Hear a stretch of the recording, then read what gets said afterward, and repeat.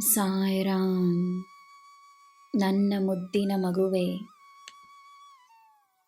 ಹಗಲಾಗಲಿ ಇರುಳಾಗಲಿ ನಾನು ಸದಾ ನಿನ್ನ ಜೊತೆಯೇ ಇದ್ದೇನೆ.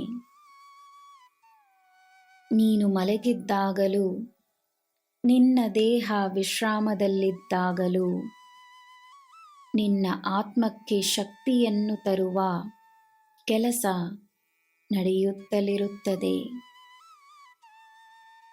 ನಿನಗೆ ಬಲವನ್ನು ನೀಡಿ ನೀನು ಯಾವ ಕಾರ್ಯವನ್ನು ಪೂರ್ಣಗೊಳಿಸಲು ಈ ಭೂಮಿಗೆ ಇಳಿದಿರುವೆಯೋ ಅದನ್ನು ನೀನು ಪೂರ್ಣಗೊಳಿಸಬೇಕೆಂಬುವ ಉದ್ದೇಶ ನನ್ನದೂ ಆಗಿದೆ.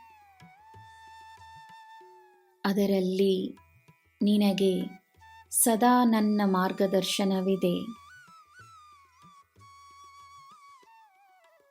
ನಿನ್ನ ಜೀವನದ ಉದ್ದೇಶ ನಿನಗೆ ಅರ್ಥವಾಗುತ್ತದೆಯೋ ಇಲ್ಲವೋ, ನಿನ್ನಲ್ಲಿ ಈ ಗುರುವಿನ ವಾಸವಿದೆ. ನಿನಗೆ ಈ ಗುರುವಿನ ಆಶೀರ್ವಾದವಿದೆ. ಅದಕ್ಕೆ ಒಂದು ಕಾರಣವಿದೆ ಎಂದು ಮಾತ್ರ ನಿನಗೆ ಅರ್ಥವಾದರೆ ಸಾಕು.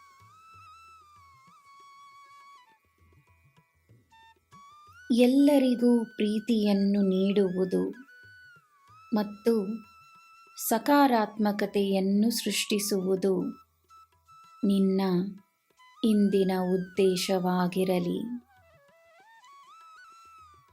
ನಿನ್ನಿಂದ ಯಾರು ನಗುತ್ತಾರೋ ಇಲ್ಲವೋ, ಆದರೆ ನಿನ್ನಿಂದ ಯಾರೂ ದುಃಖದ ಕಣ್ಣೀರಿಡಬಾರದಷ್ಟೇ.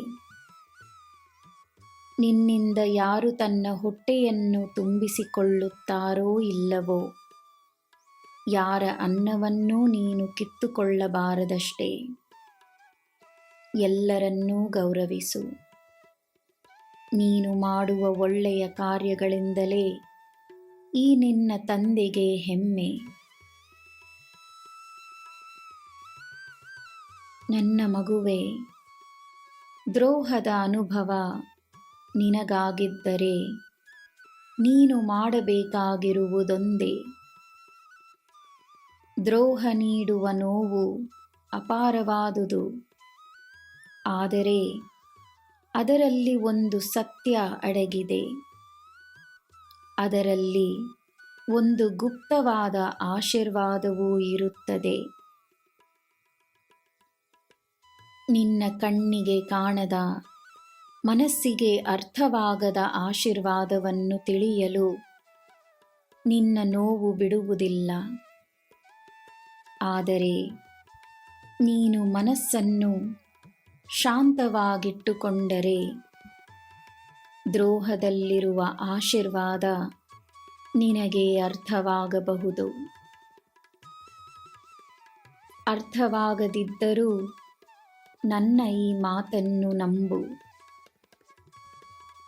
ನಾನಿದ್ದೇನೆ ಎಂದು ಧೈರ್ಯವಾಗಿರು. ನಿನಗೆ ಎಲ್ಲ ಶುಭವೇ. ಜೈ ಸಾಯಿರಾಮ್.